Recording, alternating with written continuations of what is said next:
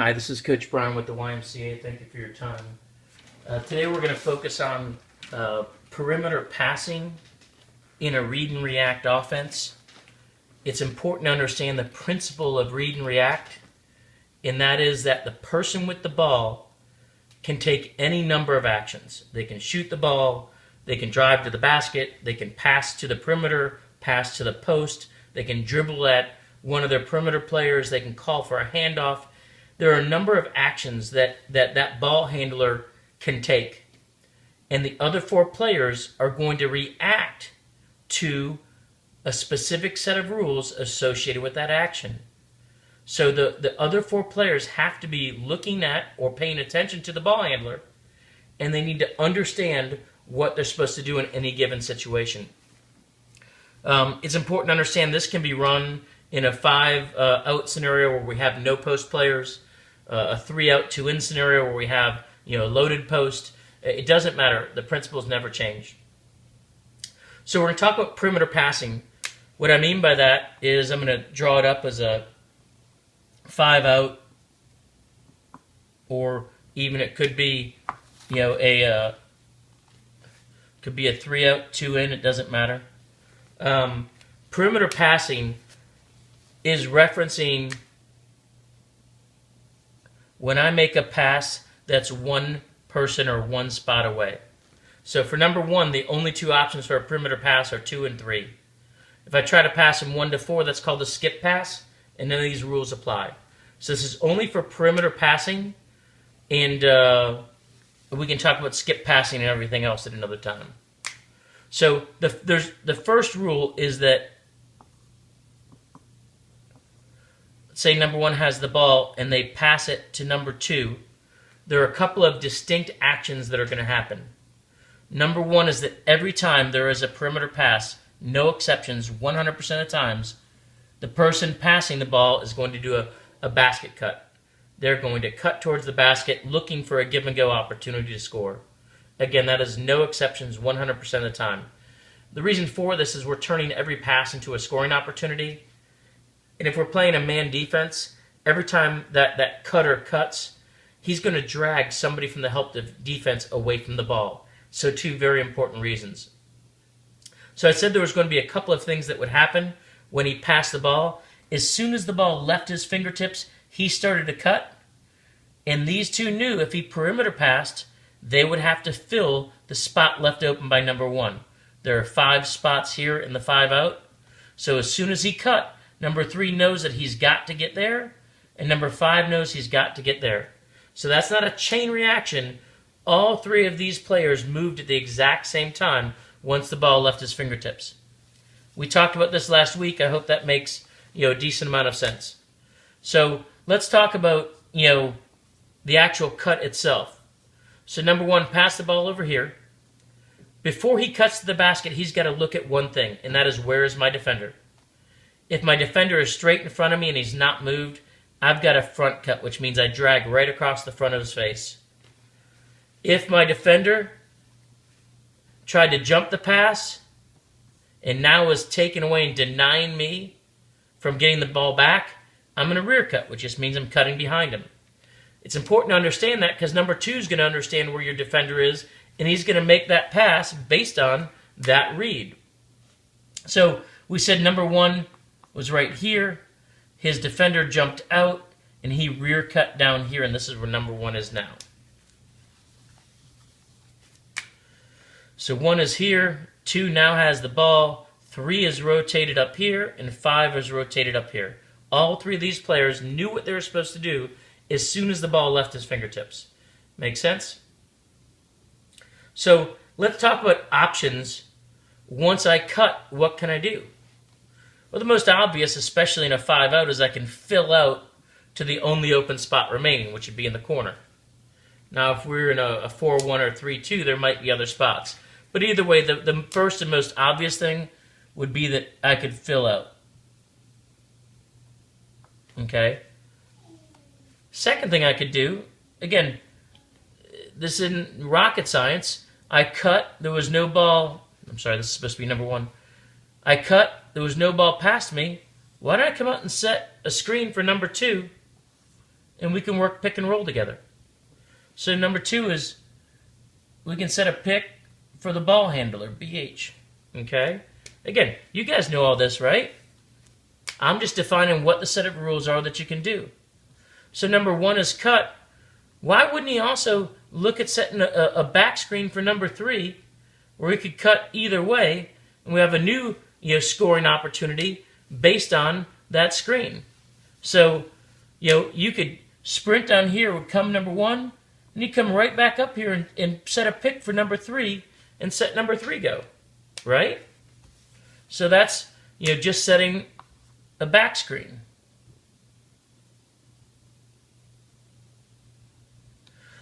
Let's say that he cut down and then he notices he cut to the basket. Number 2 passed back to number 3, and number 2 came to cut.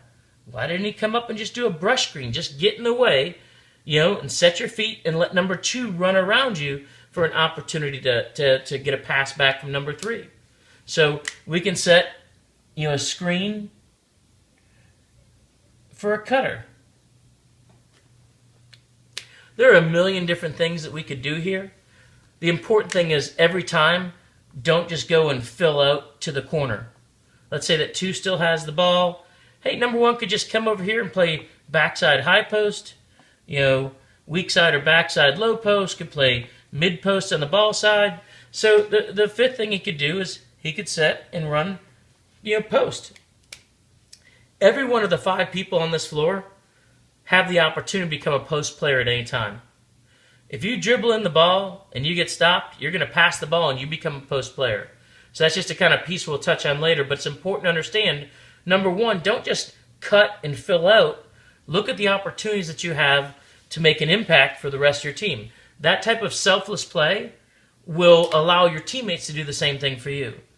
So let's continue with some other kind of learning opportunities.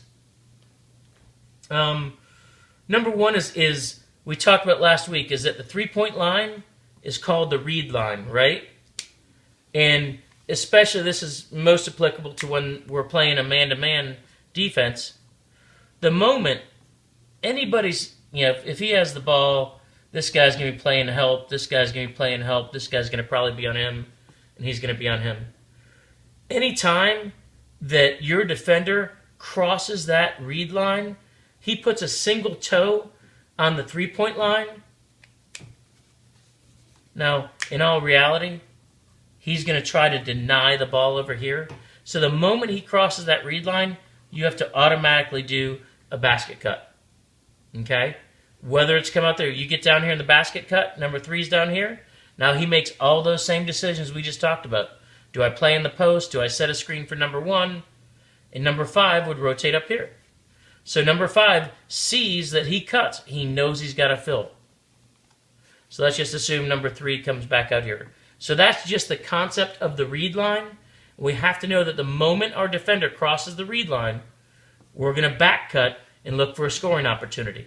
And then all of those fill options present themselves again. So I'm kind of really talking now about some exceptions.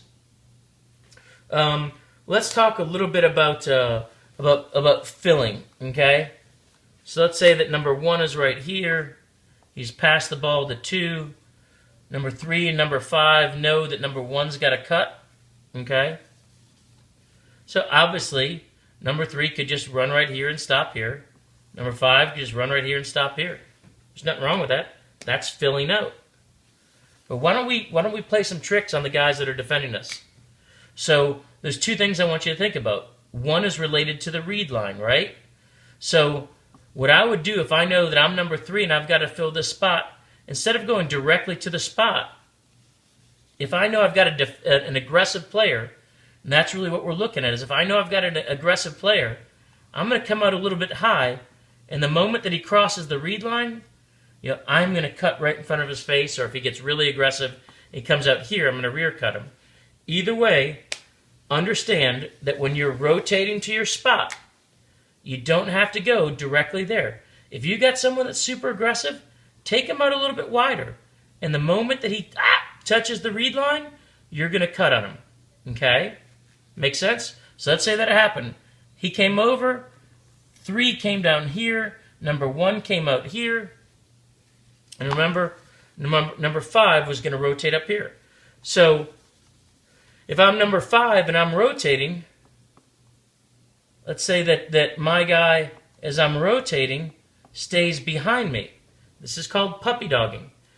If your defender stays behind you, you're going to curl and try to get a cut.